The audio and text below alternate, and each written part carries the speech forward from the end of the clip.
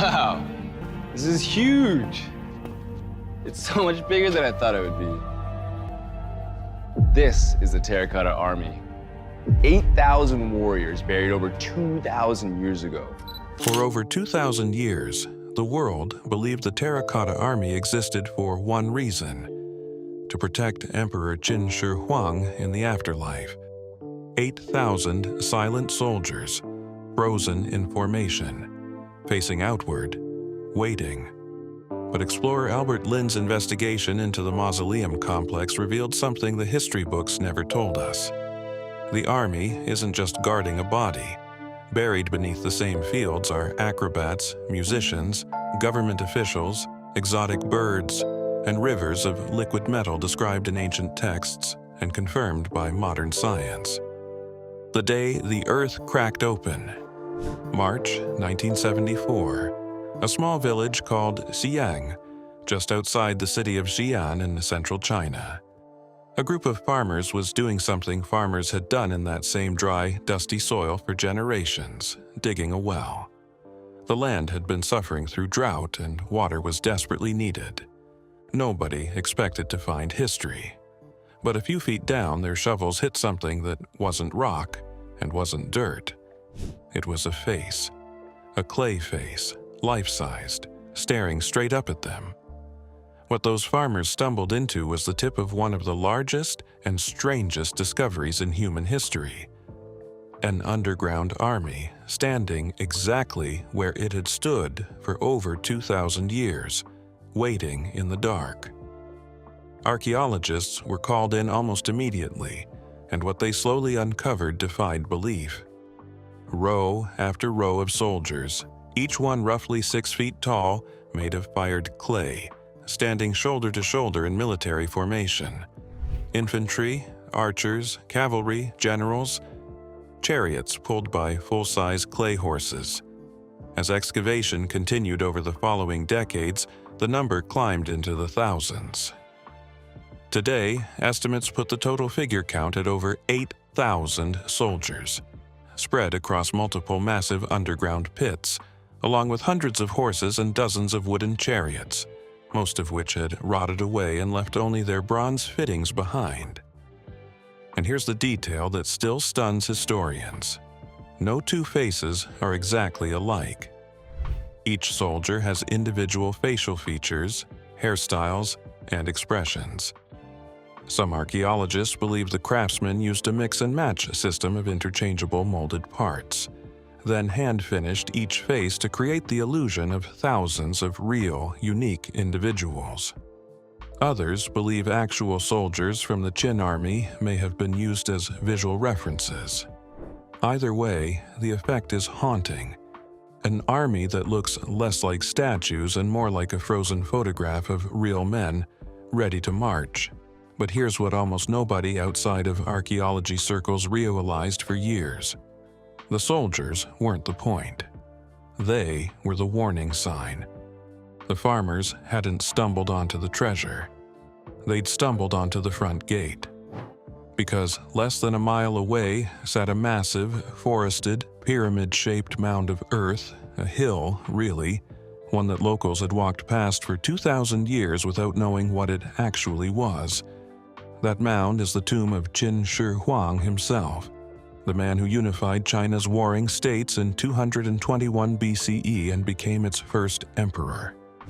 And that central tomb chamber, the emperor's actual final resting place, remains completely unexcavated to this day. The soldiers were never meant to be found. They were built to stand guard in total darkness, forever, protecting something so significant that the emperor spent nearly 4 decades and hundreds of thousands of laborers building it.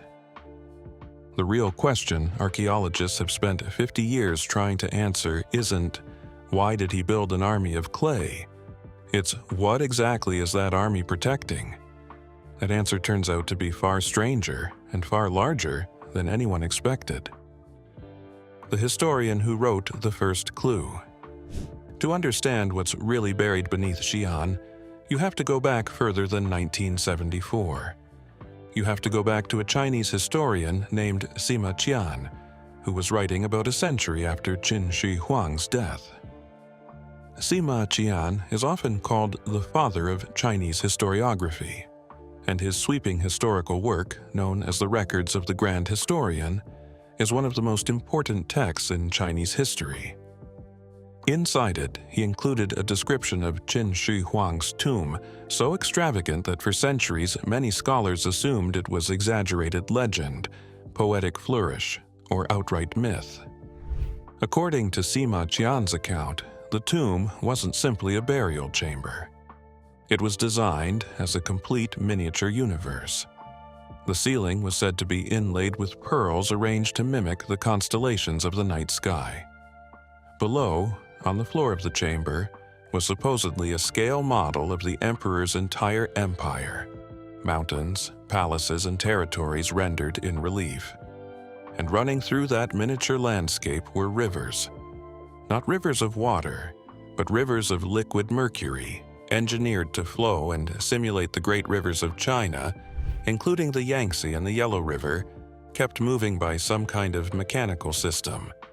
On top of that, Sima Qian described the tomb as being booby-trapped, rigged with automatic crossbows designed to fire on anyone who dared break in.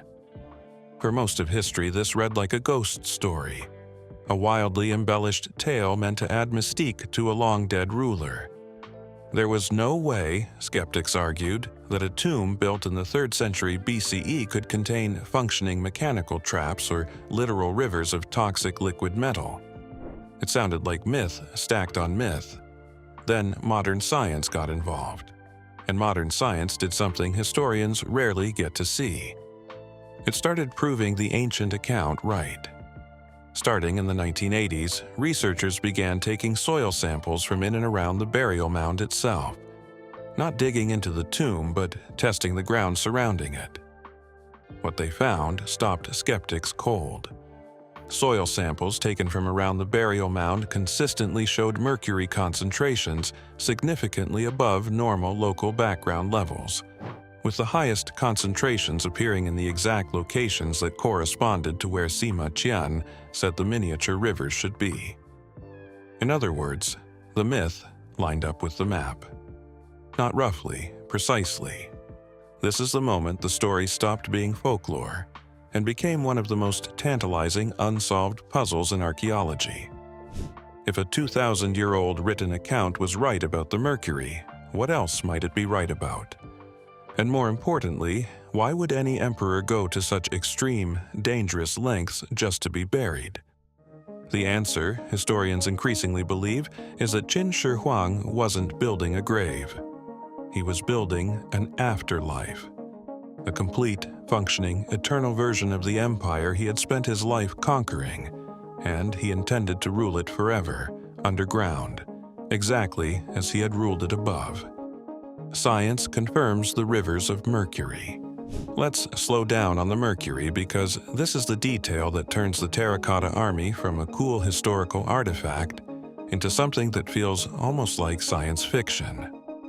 Mercury, in ancient China, wasn't viewed the way we view it today, as a toxic heavy metal to avoid at all costs. It was viewed as something closer to magic.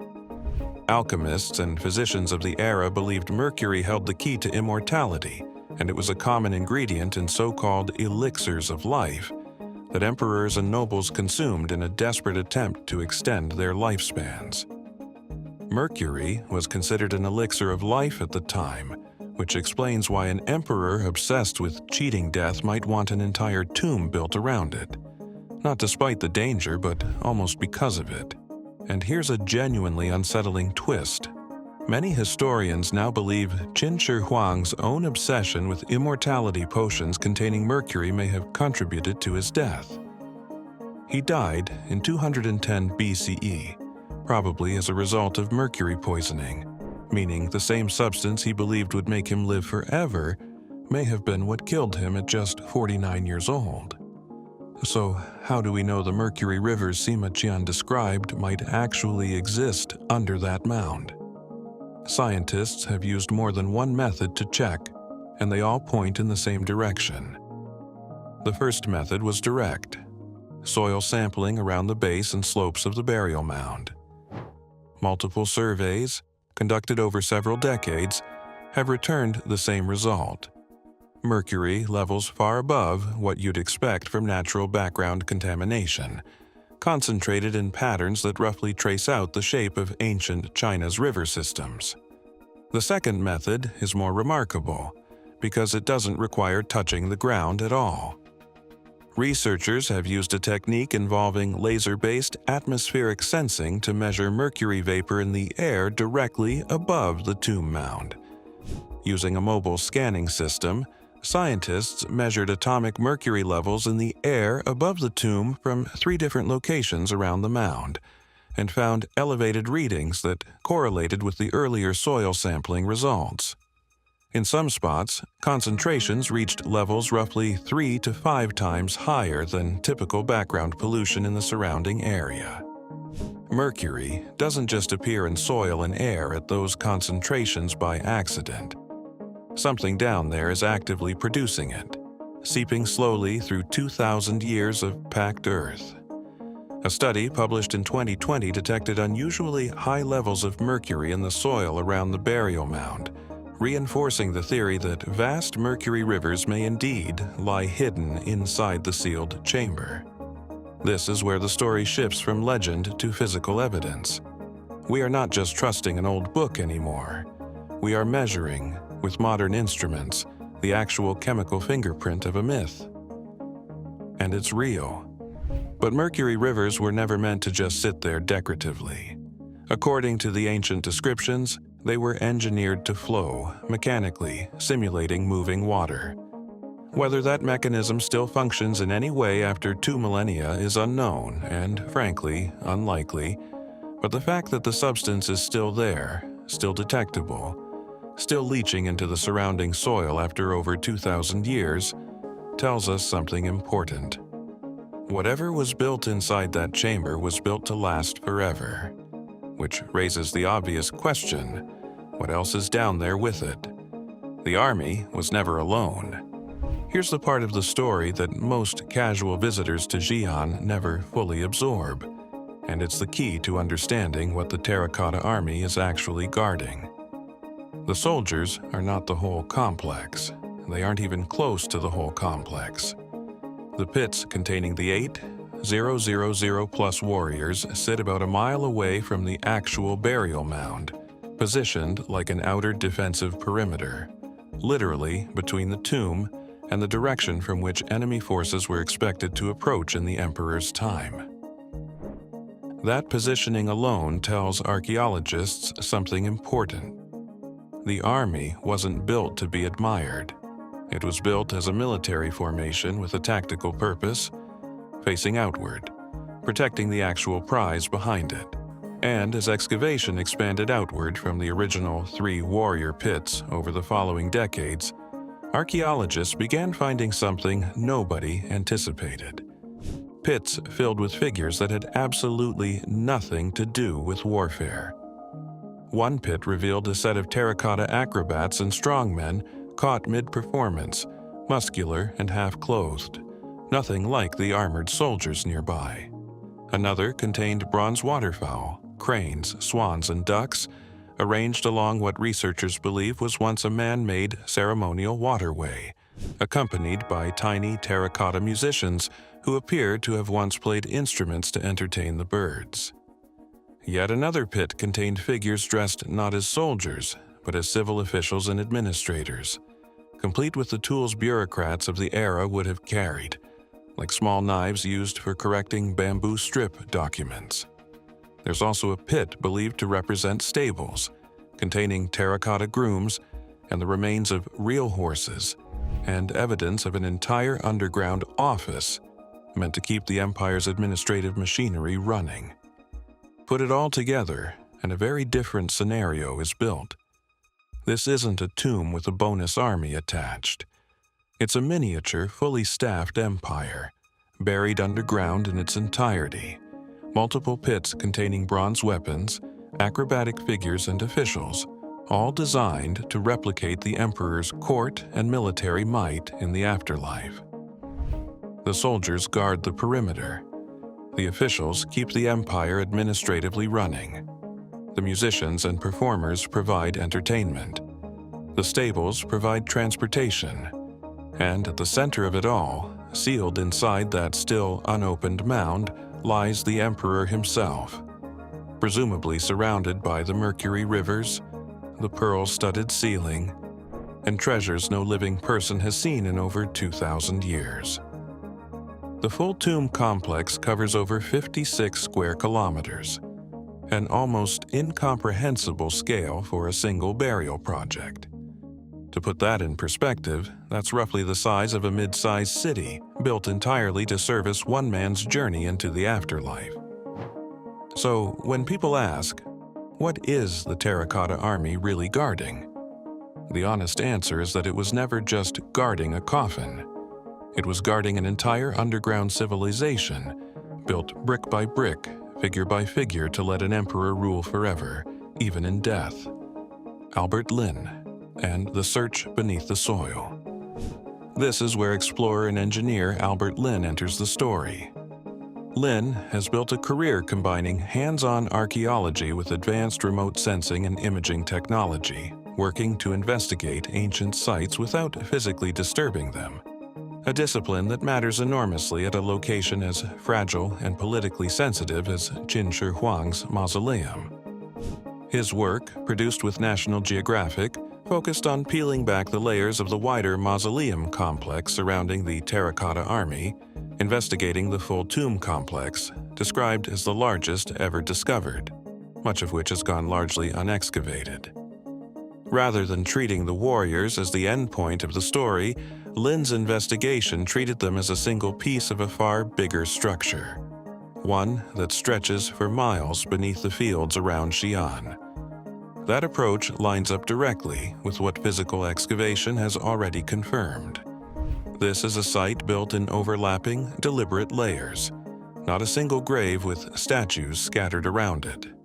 Using surveying and imaging methods, teams working across the site have been able to map structural details of the complex without cutting into it, locating walls, corridors, and chambers hidden under meters of packed earth.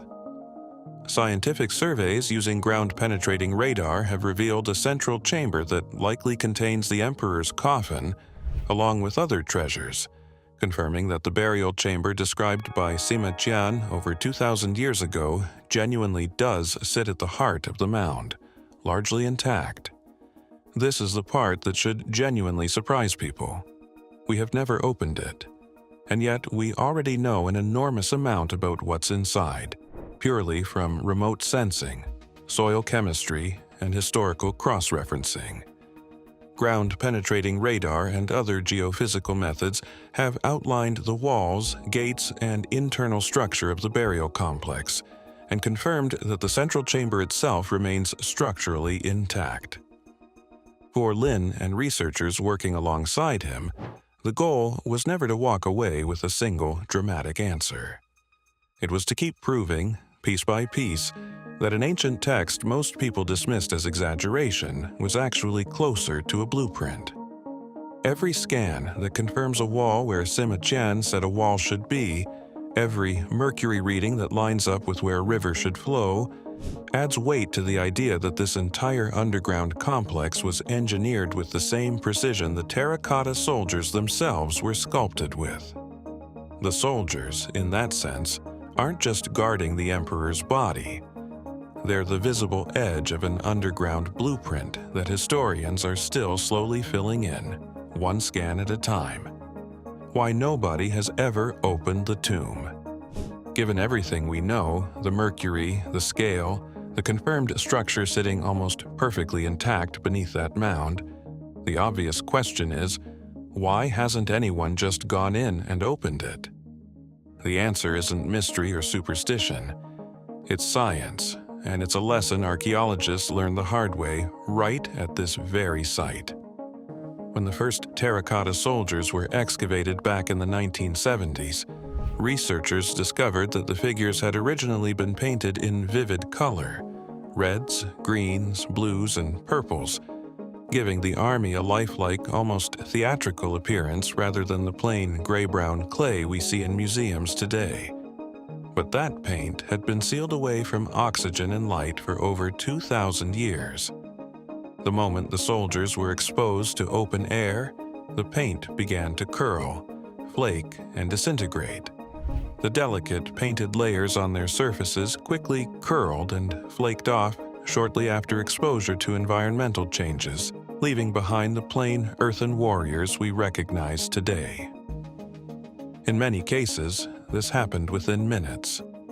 That single painful lesson permanently changed how Chinese archaeologists approach this entire site. If simply exposing a clay statue to fresh air can destroy irreplaceable artwork in moments, then opening the actual burial chamber, filled with silk, wood, lacquer, and organic materials that have survived only because they've been sealed in a stable, oxygen-poor environment for 2 millennia, could be catastrophic. Excavating the mausoleum without sufficiently advanced preservation methods available today would risk causing irreversible damage to whatever lies inside. Then there's the mercury itself. Confirmed toxic mercury vapor concentrated around and likely within the tomb isn't just a historical curiosity, it's a genuine safety hazard for any excavation team, and a serious logistical obstacle that would require special containment and ventilation systems just to approach safely. Beyond preservation and safety concerns, the sheer scale and complexity of the site would require building a massive permanent protective structure over the entire excavation area, similar to the halls already built over the terracotta warrior pits, and would demand enormous financial and human resources sustained over a very long period. So, the tomb sits exactly where it's always been, deliberately left alone. Not because archaeologists lack curiosity, but because they've made a conscious choice to protect what's inside, rather than risk destroying it in the process of looking. This is not an oversight or a failure of ambition. It's a deliberate decision grounded in conservation science, heritage law, and hard lessons learned from watching the terracotta soldiers lose their color within minutes of exposure. Strangely, the Emperor's traps worked, just not in the way he intended.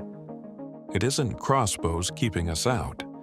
It's respect, patience, and the fear of destroying something that took 38 years and hundreds of thousands of workers to build.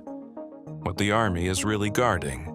So let's go back to the question this entire investigation started with. What is the Terracotta Army actually guarding? The simple, popular answer, the Emperor, isn't wrong, but it's incomplete. And that incompleteness is exactly what makes this site so much more fascinating than a single grave. The soldiers stand at the outer edge of a complex that historians now understand to be a fully realized underground empire, built to mirror the world above it in almost every detail. Behind those 8,000 warriors sits a miniature landscape of mountains and rivers. Rivers that historical texts insisted were made of liquid mercury, a claim modern soil chemistry and atmospheric sensing have independently confirmed. Beyond that landscape sit officials ready to administer the empire, entertainers ready to perform for it, birds and musicians arranged along an artificial waterway, and stables ready to move an eternal court from place to place. And sealed somewhere at the absolute center of it all lies the man who ordered every bit of it built, waiting inside a chamber that ground-penetrating radar confirms is still structurally intact, still sealed, still exactly as it was left over 2,000 years ago. The Terracotta Army was never a monument. It was a border checkpoint for the afterlife, a military perimeter meant to stop any threat from ever reaching the true treasure behind it. An entire miniaturized civilization, engineered by one of history's most powerful and paranoid rulers, designed to let him rule forever in death exactly as he had in life. That's what makes the ongoing investigation into this site, including the kind of remote imaging and geophysical work associated with explorers like Albert Lin, so significant. Every scan, every soil sample, every measurement of mercury vapor drifting up through 2,000 years of packed earth is slowly filling in a picture that ancient historian Sima Qian sketched out in words almost a century after the emperor's death, and that modern science keeps proving, layer by layer, wasn't an exaggeration at all. Somewhere beneath that quiet, forested mound outside Xi'an, an emperor is still, in a sense, ruling. His soldiers still stand at attention, his officials still wait at their posts, and his rivers, according to the instruments, are still faintly, toxically flowing. We haven't opened the door, but for the first time in 2,000 years, due to careful science instead of shovels, we finally know almost exactly what's waiting on the other side. If you enjoyed this journey into one of history's greatest mysteries, like the video, subscribe and turn on notifications, because there are still secrets buried beneath the surface waiting to be discovered.